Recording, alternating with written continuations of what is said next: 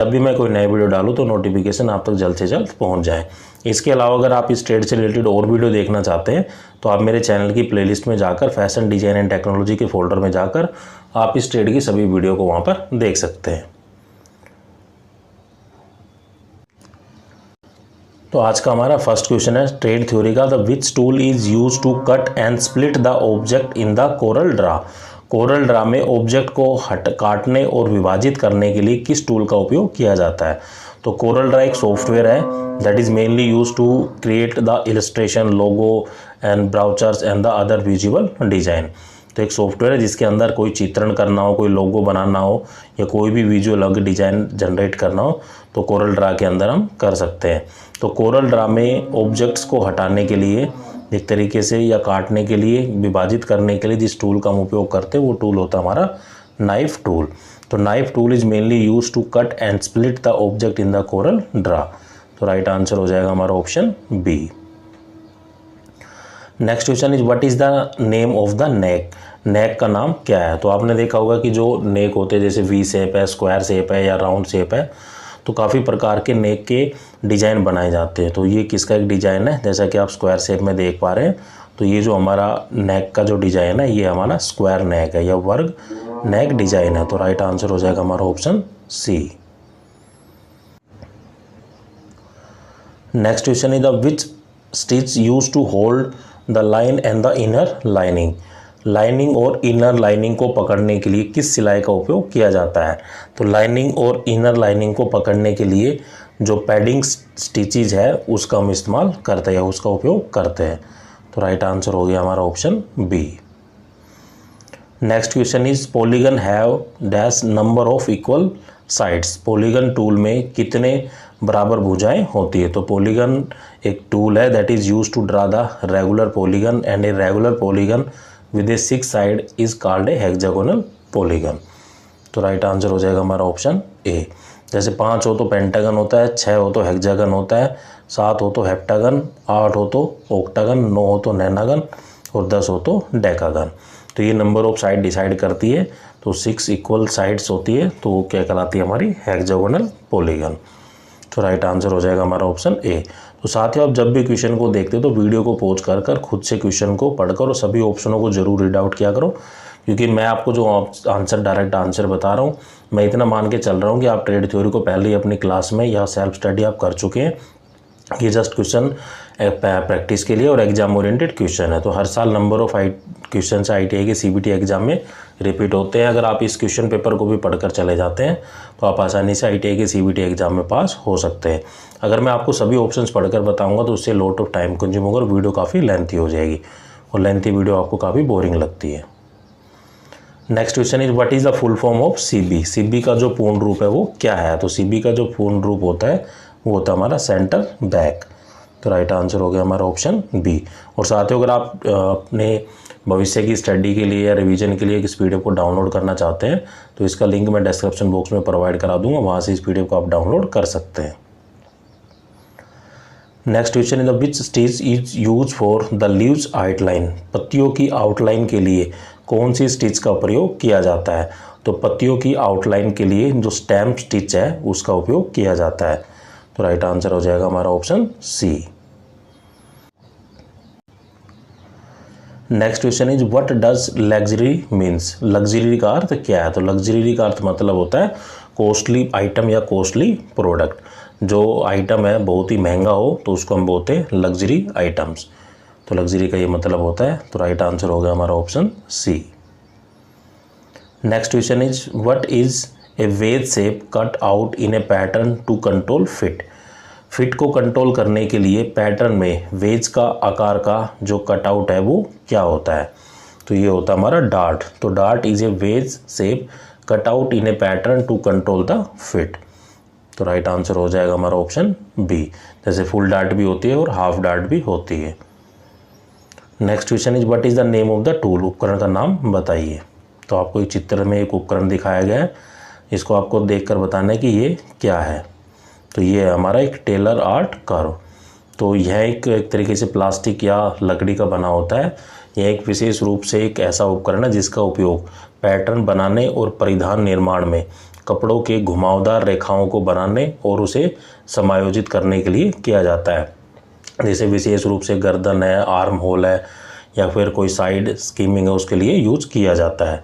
तो मतलब जितने भी जब कपड़ों की जब कटिंग करते हैं, पैटर्न बनाते हैं डिफरेंट डिज़ाइन के, और कोई गोलाई की शेप में आता है, घुमावदार रेखा आती है, तो उसको बनाने के लिए टेलर्स आर कट का उपयोग किया जाता है। तो राइट आंसर हो गया option B. Next question is what does the manufacturer does before establishing the wholesale price. थोक मूल्य स्थापित करने से पहले निर्माता क्या तय करता है। तो थोक मूल्य निर्धारित या स्थापित करने से पहले जो निर्माता है कि कॉस्ट है गारमेंट की, इस गारमेंट्स को या कपड़े को बनाने में कितनी लागत लगी है और अपना मार्जिन रखता है प्रॉफिट का, उसके बाद रेट को डिसाइड करता है। तो राइट आंसर हो जाएगा हमारा option D. Next question is which is called the 5 piece pattern set. 5 piece pattern set किसे कहा जाता है, या 5 पीस पैटर्न सेट हो किसे कहा जाता है। तो ये कहते हैं बेसिक पैटर्न सेट को। तो basic pattern set is also called as 5 piece pattern set. तो राइट आंसर हो गया ऑप्शन ए।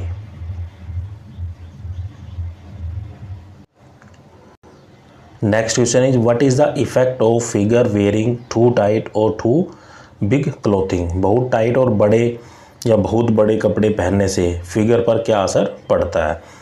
तो वो क्या है कि अगर हम ऐसे कपड़े पहन रहे बहुत ही ज़्यादा टाइट है या बड़े कपड़े पहन रहे हैं, तो उससे क्या है कि हम बड़े दिखते हैं, हमारी जो एज है वो ज़्यादा दिखती है, या लुक बिगर। तो राइट आंसर हो गया हमारा option C. Next question is which is the 2 dimensional object. कौन सा 2 डायमेंशनल ऑब्जेक्ट है। तो flat sketches is a 2 dimensional object. तो राइट आंसर हो जाएगा हमारा option D. Next question is what is scoring. Scoring क्या है। तो स्कोरिंग क्या होता है, remove oil and the grease. आपने देखा होगा कि जो भी फैशन डिजाइनिंग के अंदर जो मशीनें यूज की जाती है, जैसे स्विंग मशीन के अंदर जो मशीन यूज की जाती है, तो उसमें क्या है कि उसको वियर एंड टियर को कम करने के लिए या फ्रैक्शन को कम करने के लिए हम ऑयल और ग्रीस का प्रयोग करते हैं। तो ऑयल एंड ग्रीस है वो अगर उसके सरफेस पर फैला हुआ है, मशीन की सरफेस पर फैला हुआ, उसे हमें साफ़ कर देना चाहिए, क्योंकि कपड़ों को सीलते समय ऑयल एंड ग्रीस है वो कपड़े पर लगने की संभावना रहती है और कपड़ा जो हमारा ख़राब होने की संभावना भी बनी रहती है। तो स्कोरिंग क्या है, removing an oil and the grease. तो तेल की सतह को हटाना और ग्रीस को हटाना क्या कहलाता है, स्कोरिंग। तो राइट आंसर हो जाएगा हमारा option C. Next question is which is indicate the direction of yarn in a fabric. Fabric में यार्न की दिशा को कौन दर्शाता है। तो फैब्रिक में यार्न की दिशा को दर्शाता है, वो दर्शाता हमारा ग्रेन। तो राइट आंसर हो जाएगा हमारा option D. Next question is what is the first step of the fashion illustration. Fashion illustration का जो पहला स्टेप है वो क्या है। तो कोई भी मान लो कपड़े का हम निर्माण करने जा रहे हैं, कोई भी फैशन नया कोई डिज़ाइन जनरेट करने जा रहे हैं, तो सबसे पहले उसकी ड्राइंग तैयार की जाती है। तो ड्राइंग के बाद ही उसको रियलिटी में एक कपड़े को बुना जाता है फैशन इंडस्ट्री के अंदर। तो मेन जो पहला स्टेप होता है वो होता है मेकिंग ए ड्राइंग।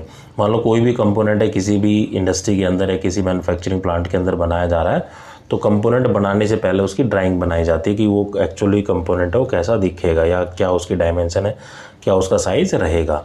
तो drawing is the first step in the fashion illustration. तो राइट आंसर हो गया हमारा option A. Next question is dash is a apex point. तो जो शीर्ष पॉइंट है वो कौन सा होता है, ये होता है हमारा बस्ट। तो bust is a apex point, ये उभरा हुआ केंद्र होता है या बिंदु होता है। तो राइट आंसर हो जाएगा हमारा option C. Next question is the which type accessories does the barrel clutch belongs to. Barrel clutch किस प्रकार के सामान से संबंधित है। तो बैरल और क्लच जो है वो जो हमारे संबंधित है, ये आइटम है हमारा बैग्स। तो bags is a type of accessory that included the barrel and the clutch. तो राइट आंसर हो गया ऑप्शन सी।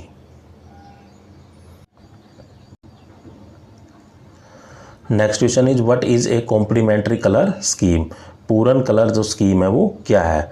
तो कॉम्प्लीमेंट्री कलर स्कीम क्या होती है कि कलर व्हील के ऊपर जो colour opposite to each other होते हैं, तो एक दूसरे के जो विपरीत कलर होते हैं कलर व्हील पर, वो कलर कहलाते हैं कॉम्प्लीमेंट्री कलर। तो राइट आंसर हो जाएगा हमारा ऑप्शन डी। तो complementary colour scheme is known as the colour wheel, जो एक दूसरे के विपरीत होते हैं।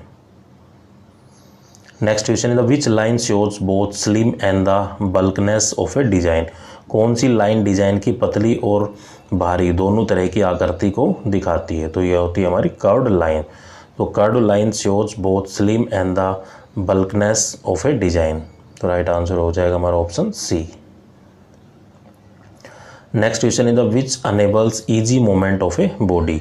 शरीर की आसान हरकत को कौन सक्षम बनाता है? तो जितने भी हमारी बॉडी के अंदर जॉइंट्स होते हैं तो वो हमारी मूवमेंट्स को ईजिली करा पाते हैं। तो joints enable the easy movement of a body, शरीर की आराम हरकतों को जोड़ हमारे बनाने में सक्षम रहते हैं। तो राइट आंसर हो गया हमारा option A. Next question the which tool is the quickest and the easiest way to add row of the bubble in a Corel Draw.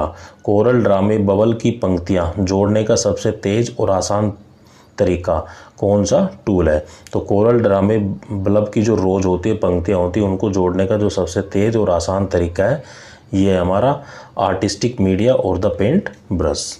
तो राइट आंसर हो जाएगा हमारा option D. Next question is how to get the opaque effect in the rendering. जो rendering एक तरीके से कह सकते हैं, उसमें जो अपारदर्शी प्रभाव कैसे प्राप्त किया जाता है? By the poster colour. तो पोस्टरिंग कलर कर हम ओपाक्यू इफेक्ट को प्राप्त कर सकते हैं, पारदर्शिता को हम प्राप्त कर सकते हैं। तो राइट आंसर हो जाएगा हमारा option C. Next question is what is defined as the level of acceptance of a good और सर्विसेज। किसी गुड्स और सर्विसेज की स्वीकृति के लेवल को क्या परिभाषित किया जाता है? कि कौन सा आइटम है वो अच्छा है, ख़राब है, क्या उसकी कैसी गुणवत्ता है, मतलब जो क्वालिटी है, क्वालिटी के लेवल एक तरीके से डिफाइन कर पाता है कि ये प्रोडक्ट है वो सही है या नहीं। तो राइट आंसर हो जाएगा हमारा option C. Next question is what is the finishing function in the fashion production unit. Fashion production unit में परिष्करण कार्य क्या है? तो ये होती है हमारी बैगिंग। तो bagging is the finishing function in the fashion production unit. तो राइट आंसर हो जाएगा हमारा ऑप्शन ए। तो एक तरीके से उसकी पैकिंग बोला जाता है। तो packing is the final step in the fashion production unit, जैसे बैगिंग भी बोलते हैं। Next question is the which clothing division design the boutique. तो बुटीक में कौन सा क्लोथिंग डिवीजन डिजाइन करता है? तो बुटीक का जो डेकोरेटिव डिजाइनिंग है वो क्लोथिंग डिवीजन को डिजाइन करता है। तो राइट आंसर हो जाएगा हमारा option C. Next question is the which opening is use in infant garment. शिशु गारमेंट का कौन सा उद्घाटन उपयोग किया जाता है? तो कौन सी ओपनिंग यूज की जाती है उसके अंदर? वो की जाती है फुल ओपनिंग ब्लैंकेट। तो शिशु गारमेंट्स के लिए जो फुल ओपनिंग ब्लैंकेट है उस ओपनिंग का उपयोग किया जाता है। राइट आंसर हो गया option D. Next question is how many stages are there in fashion cycle. Fashion cycle में कितनी स्टेजेस होती है? तो फैशन साइकिल में 4 स्टेजेस होती है। जैसे पहला हो गया इंट्रोडक्शन, दूसरा हो गया राइज, तीसरा हो गया पीक एंड चौथा हो गया डिक्लाइन। तो ये 4 स्टेजेस होती है, introduction, rise, peak and decline.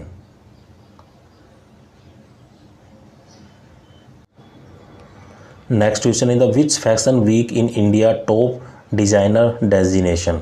कौन सा फैशन वीक का टॉप डिजाइनर डेजिनेशन है? तो ये होता है Indian bridal fashion week. India bridal fashion week है वो एक तरीके से इंडिया का टॉप डिजाइनर डेजिनेशन है। तो राइट आंसर हो गया हमारा option C. Next question is the which measurement is not included while drafting a paper pattern. Paper pattern तैयार करते समय कौन सा माप शामिल नहीं किया जाता है? Seam allowance measurement is not included while drafting a paper pattern. Paper pattern तैयार करते समय जो सीम अलाउंस है उसको शामिल नहीं किया जाता है। तो राइट आंसर हो गया option D. Next question is what is the example of the filling stitches. टाके भरने का उदाहरण क्या है? तो ये होती है हमारी साटन स्टिच। तो satin stitch is an example of the filling stitches. तो राइट आंसर हो गया option B. Next question is how is arms leg and represented in a stick figure. Stick figure में हाथ और पैर कैसे दर्शाए जाते हैं? तो स्टिक फिगर में हाथ और पैर को स्ट्रेट लाइन से दर्शाया जाता है या फिर सीधी लाइन से दर्शाया जाता है। तो राइट आंसर हो गया option B. Next question is which characteristics should a sports wear have? Sports wear में क्या विशेषता होनी चाहिए? तो जितने भी स्पोर्ट्स के जो पहने जाते हैं जैसे ग्लव्स वगैरह है या पैरों में पहने जाते हैं, कोई भी चीज़ जो स्पोर्ट्स के आइटम है खेलते समय पहने जाते हैं, वो ईजी टू वियर हो एंड स्ट्रेची हो, पहनने में आसान हो और स्ट्रेची मतलब खिंचाव उनमें ज़्यादा हो जिसे हम खींच सके। तो राइट आंसर हो जाएगा option A.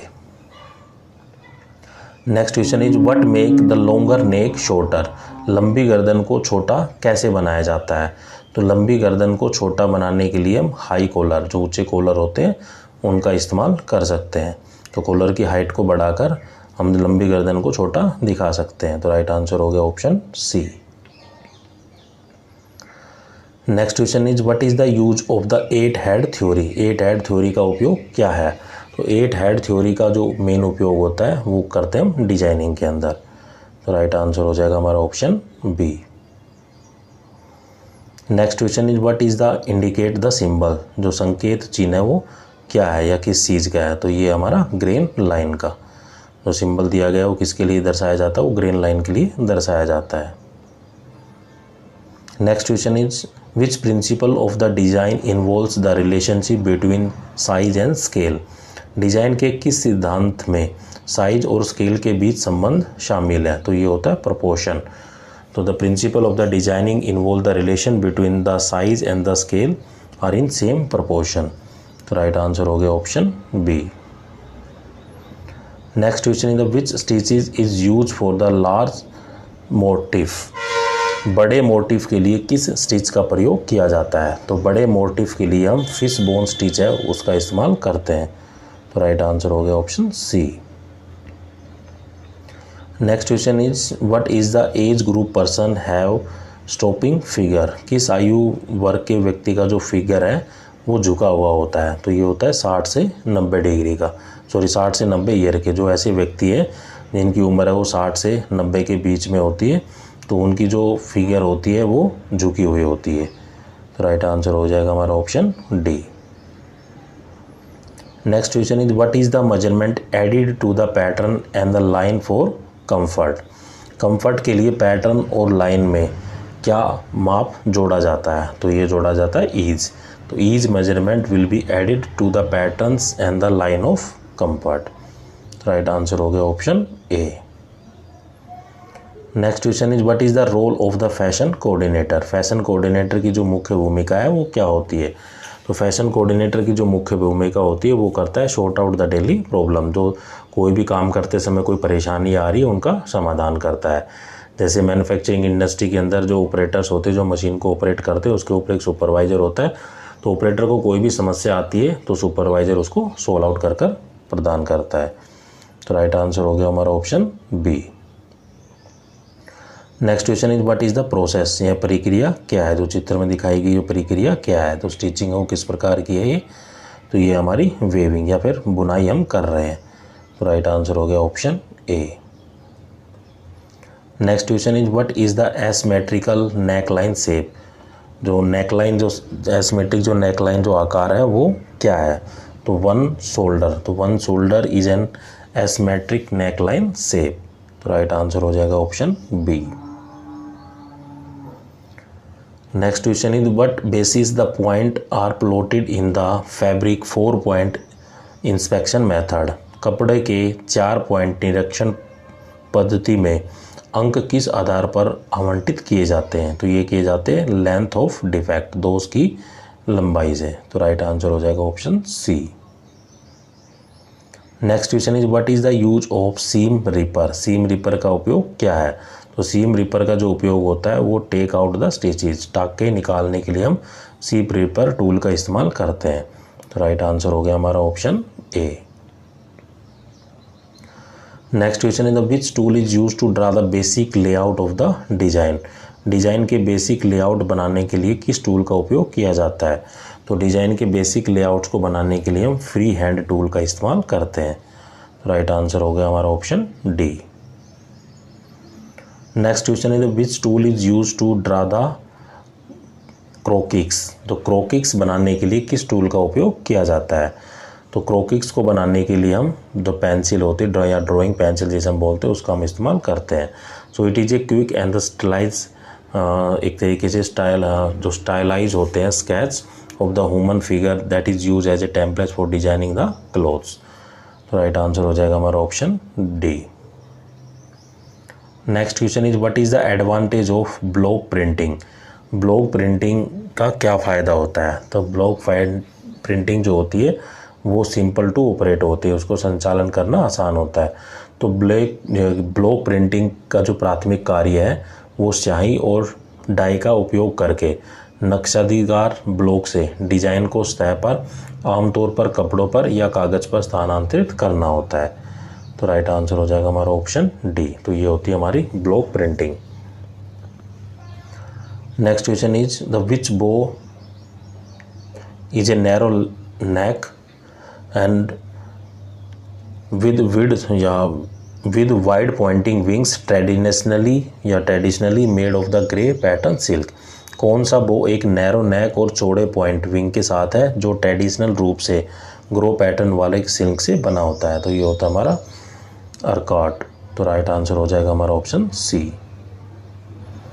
Next question is the which tuck use for shaping the garment. Garment को शेप देने के लिए किस टक का उपयोग किया जाता है? तो गारमेंट को शेप देने के लिए हम डार्ट टक का उपयोग करते हैं। तो राइट आंसर हो जाएगा हमारा ऑप्शन डी। तो साथियों ये थे 50 क्वेश्चंस हमारे ट्रेड थ्योरी के। अब जो 25 क्वेश्चंस आएंगे वो आएंगे हमारे एम्प्लॉयबिलिटी स्किल्स के। तो एम्प्लॉयबिलिटी स्किल्स का हमारा फर्स्ट क्वेश्चन है, in MS excel to insert a formula in a cell we must begin with the entry with an operator. MS excel में सेल के साथ एक सूत्र को सम्मिलित करने के लिए हमें प्रविष्टि को एक ऑपरेटर के साथ किसकी शुरुआत करनी चाहिए? तो माइक्रोसॉफ्ट एक्सेल के अंदर जब भी हम किसी फॉर्मूले को अप्लाई करते हैं तो सबसे पहले क्या है कि इक्वल का या बराबर का सिंबल यूज किया जाता है, देन फॉर्मूले को अप्लाई किया जाता है। राइट आंसर हो जाएगा हमारा option D. Next question is the first industrial revolution start in. पहली औद्योगिक क्रांति की जो शुरुआत है वो कब हुई थी? तो पहली औद्योगिक क्रांति की जो शुरुआत की गई थी वो की गई थी 18th सेंचुरी या फिर 18वीं सदी में। तो राइट आंसर हो गया हमारा option A. Next question is something is made of the different type of unit. कुछ न कुछ विभिन्न प्रकार की इकाइयों से बनता है तो उसे क्या कहते हैं? तो something is made of the different type of the unit is known as diversity या फिर विविधता। तो कुछ न कुछ विभिन्न प्रकार की इकाइयों से जो बनता है उसको हम बोलते हैं विविधता। Next question is fill in the blank with the present progressive tense of the verb. क्रिया के वर्तमान प्रगतिशील काल के स्थान पर रिक्त स्थान भरे। तो हमें सेंटेंस दिया गया the train dash through the tunnel. तो प्रेजेंट प्रोग्रेसिव टेंस का हमें यूज करना है तो इसके लिए हम IJMR यूज करते हैं। तो ट्रेन अकेली है तो the train is passing through the tunnel. तो राइट आंसर हो गया हमारा option B. Next question is what which punctuation mark should be use in the following sentence. निम्नलिखित वाक्यों में से किस विराम चिन्ह का प्रयोग किया जाना चाहिए? Is there any site engineer here. क्या यहाँ पर कोई साइट इंजीनियर है? मतलब क्वेश्चन पूछा जा रहा है तो क्या आएगा हमारा क्वेश्चन मार्क। तो question mark punctuation should be use. Next question is feedback help to. जो फीडबैक है वो हमारी किस चीज़ में मदद करता है? तो फीडबैक से हम अपनी सेवा में सुधार कर सकते हैं या जो हमने प्रक्रिया को अपनाया हुआ है उसमें हम मॉडिफाई कर सकते हैं, ग्राहकों की संतुष्टि को बेहतर बनाने में हम पूरा कर सकते हैं। मान लो हम कोई बिजनेस कर रहे हैं, शॉपकीपर हैं, हम कोई ऐसा आइटम या प्रोडक्ट रख रहे हैं जो हमारे कस्टमर लेना ही नहीं चाहते, ख़रीदना ही नहीं चाहते, तो हम कस्टमर से फीडबैक लेंगे, पूछेंगे कि आपको क्या प्रोडक्ट चाहिए, तो वही प्रोडक्ट हम सेल आउट करेंगे। तो उससे क्या है कि कस्टमर हमारे पास जुड़ेगा। या किसी कार्य को करते समय, किसी बिजनेस को कार्य करते समय कोई परेशानी आ रही है तो हम फीडबैक के रूप में फीडबैक लेते हैं और उसको सेवा में सुधार करते हैं। तो improve the service and modify the process और the system and meet the customer satisfaction better. तो ये सभी करेंगे। राइट आंसर हो जाएगा option D, all of the above. Next question is which one is not an element of the 3P of the public speaking. निम्नलिखित में से कौन सा 3P पब्लिक स्पीकिंग का तत्व नहीं है? तो तो पब्लिक स्पीकिंग से मतलब है कि आपको कहीं पर भी कोई सेमिनार वगैरह देना है, तो सेमिनार देने से पहले आपको किस टॉपिक पर बोलना है, तो उस टॉपिक को आप पहले प्रिपेयर करते हैं, फिर उसकी प्रैक्टिस करते हैं, देन परफॉर्म करते हैं। तो ये 3P होते हैं पब्लिक स्पीकिंग के, प्रिपेयर, प्रैक्टिस एंड परफॉर्म। लेकिन पजस जो 3P पब्लिक स्पीकिंग का एक एलिमेंट नहीं है। तो राइट आंसर हो जाएगा हमारा option B. Next question is what is the meaning of an entry level job. Entry level job का मतलब क्या है? तो एंट्री लेवल जॉब का मतलब होता है जो आप शुरुआत में जो जॉब करते हो या जूनियर लेवल की जो जॉब करते हो उसे हम बोलते हैं एंट्री लेवल जॉब। जब आप अपनी ITI पास करके किसी भी इंडस्ट्री में जाएंगे तो वो आपकी जो जॉब लगती है वो एक जूनियर लेवल जॉब लगती है। बाद में आपके प्रमोशंस होते रहते हैं, लेकिन जो शुरुआत में जो जॉब लगती है वो एक क्या कहती है, एक जूनियर लेवल जॉब होती है, उसी को हम बोलते हैं एंट्री लेवल जॉब। तो राइट आंसर हो जाएगा हमारा option D. Next question is which one is a do not of the discussion etiquettes. चर्चा के शिष्टाचारों में कौन सा सही है? तो जब भी मान लो कोई ग्रुप डिस्कशन चल रहा है, ग्रुप में कोई मीटिंग चल रही, चर्चा चल रही है, तो हमें ऐसा नहीं है कि हमें अपनी ही बात को रखते जा रहे हैं, हमें दूसरों की बातों को भी सुनना है। हो सकता है कोई अच्छा पॉइंट हमसे बता दे, क्योंकि हम जो मीटिंग कर रहे हैं तो मीटिंग में किसी टॉपिक के ऊपर चर्चा या डिस्कशन ही होता है, तो हमें हर व्यक्ति की बात को सुनना है या दूसरे को सुनना है। तो राइट आंसर हो गया हमारा option B. Next question is which one is a good communication. कौन सा एक अच्छा संचार है? तो message is clear and the direct. Message अगर साफ है और स्पष्ट है तो वो क्या आता है, एक गुड कम्युनिकेशन की कैटेगरी में आता है। मान लो एक मैनेजर ने अपने सबऑर्डिनेट्स को कोई मैसेज दिया, अगर वो मैसेज ही आधा अधूरा है तो वो नीचे आधा अधूरा ही जाएगा। तो जब तक मैसेज क्लियर नहीं होगा तो तब तक वो पुअर कैटेगरी में रहेगा। अगर मैसेज क्लियर होगा तो वो गुड कम्युनिकेशन कैटेगरी में आता है। तो मैसेज वो टॉप टू बॉटम हो चाहे बॉटम टू टॉप हो। तो राइट आंसर हो गया हमारा option A. Next question is the which shortcut key is use to underline the main heading of your resume. आपके रिज्यूम के जो मुख्य शीर्षों को रेखांकित करने के लिए किस शॉर्टकट कुंजी का उपयोग किया जाता है? तो रिज्यूम को हम बायोडाटा भी बोलते हैं, CV जिसे कैरिकुलम विटाई भी बोलते हैं।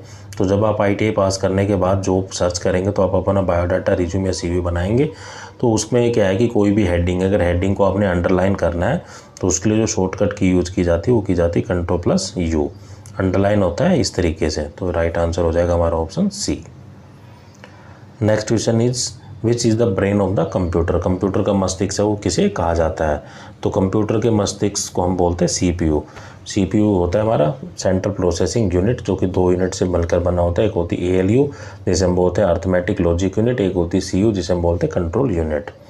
तो brain of the computer is known as CPU। Right answer हो गया हमारा option B. Next question is the money invested in purchasing of the raw material, payment of wage and salary, rental, electricity etcetera come under. कच्चे माल की खरीद, मजदूरी और वेतन, किराए, बिजली आदि के भुगतान में निवेश किया गया पैसा वो किसके अंतर्गत आता है? तो मान लो आपने कोई मैन्युफैक्चरिंग प्लांट लगा रखा है, किसी मेटेरियल को आप एक तरीके से प्रोडक्ट का कोई बना रहे हैं, मैन्युफैक्चरिंग कर रहे हैं, उत्पादन कर रहे हैं, तो उसके लिए रॉ मटेरियल होगा, उसकी कॉस्ट होगी। एक जो वर्कर वहाँ पे काम कर रहे हैं, मैन पावर जहाँ पे काम करे उसकी सैलरी या वेजेज होगी, उस बिल्डिंग का रेंटल होगा, इलेक्ट्रिसिटी का बिल हो गया, ट्रांसपोर्टेशन चार्ज हो गया, जो सभी किसके अंतर्गत आते हैं? या आते हैं वर्किंग कैपिटल के अंदर या फिर कार्यशील पूंजी के अंतर्गत आते हैं। तो कच्चे माल की खरीद, मजदूरी और वेतन, किराए, बिजली आदि के भुगतान में निवेश किया गया पैसा कार्यसाल या कार्यशील पूंजी कहलाता है। तो राइट आंसर हो गया हमारा ऑप्शन बी।